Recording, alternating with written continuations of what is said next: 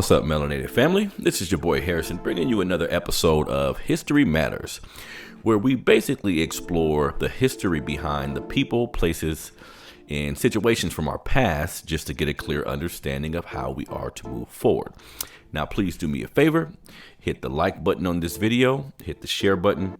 If you have not subscribed to our YouTube channel, please subscribe to the Melanated Fathers TV YouTube channel as well. Now, today, what we're going to talk about in History Matters is a period of time where it was illegal for Black and white people, sometimes white people and Indian people or Asian people.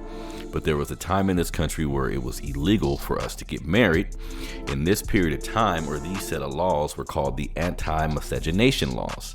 Now, just to give you a little bit of history, miscegenation basically just means, the etymology of that word basically just means the intermarriage of persons of a different race, right? So when we look at the anti-miscegenation laws and how all of this came to be, a lot of this was actually rooted in more of a eugenics way of thinking that basically stated, us being a more inferior race.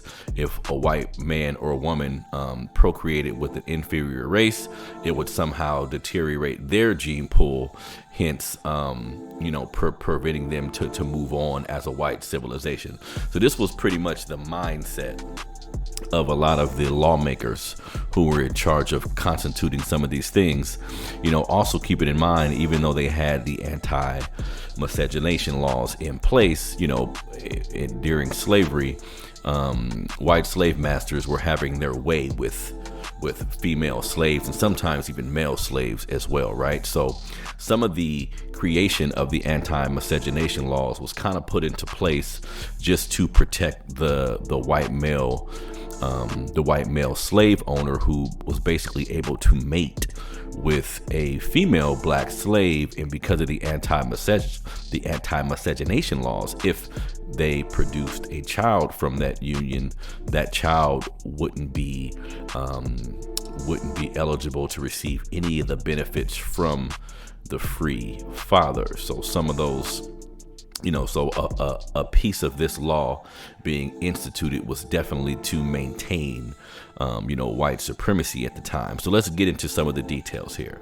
In the 1600s is when the anti-miscegenation law started in slave-holding colonies, like I was just telling you, and this would take place in states like Virginia and Maryland, who were not only addressing the fact that the male slave owner could now have babies with female slaves and not be held accountable, and that child would continue to be a slave along with the mother, but also they put this in place so the white female would not mate with the Negro slave, which was taking place a lot at that time as well. And they would, for breaking this law for a white woman, there would be certain states would institute jail time, certain states would institute a form of enslavement for the white female, but nothing too serious.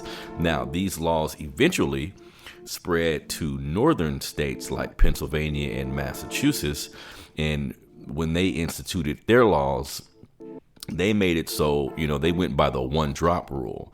For anyone who's not aware of the one-drop rule, which is commonly referred to today, but that's basically referencing the fact that if you had one drop of African blood in your lineage, they considered you a black person. Therefore, someone white couldn't have a child with. Okay, so it's important to note that through the 1800s and the early 1900s, several politicians attempt to ban interracial marriages altogether, even though there was these anti-miscegenation laws in like 29 states at the end of everything. There was still a lot of politicians at the time who were pushing to just make sure we didn't get married with any white people at that time. Now, also, it's important to note that around 1922, these laws because these laws targeted Black people and sometimes Indian people, but by 1922, these laws attacked Asian Americans as well, specifically with the Cable Act, which basically stripped U.S. citizenship of anybody who married a quote unquote alien ineligible for citizenship, which under the racial quota system at the time, that was just referring to Asian Americans. And like I was saying earlier, because of these laws, any child born from a union would be a slave with the mother, opposed to taking on the free status of the father. Now, throughout that time period, there were different cases that were tried, and in most cases, the lawyer of the black defendant or the white defendant, the couple that was getting married, they would pretty much bring up the 14th Amendment that required freedom of choice to marry, and you couldn't be restricted. Racial discrimination couldn't be considered under our Constitution. The freedom to marry or not marry a person of another race resides with the individual and can't be infringed upon by the state. So a lot of times, when these things were brought to court, they would try to argue that fact. Now, at the end of Reconstruction in the late 1800s, that's when a lot of the Anti-Miscegenation Laws were reinstated, and there were more Anti-Miscegenation Laws in 1900 than there were in 1875. Now, there were several cases, like I just mentioned, that would challenge this way of thinking, but the Anti-Miscegenation Laws, how they were throughout all of these different states, that actually came to a halt in 1967 with the landmark case Loving versus Virginia.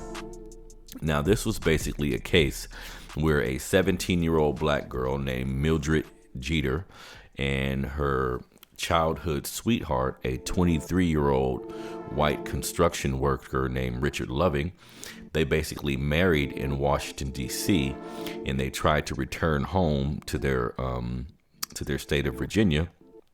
And when they did so, they were charged with unlawful cohabitation and jailed.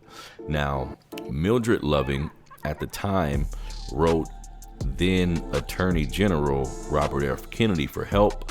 The couple was referred to lawyers who worked with the ACLU. They basically took on the case and was able to win the case, stating that bans on interracial relationships were unconstitutional. Like I just mentioned, it was going against the 14th Amendment. But, just one more thing about all of these laws.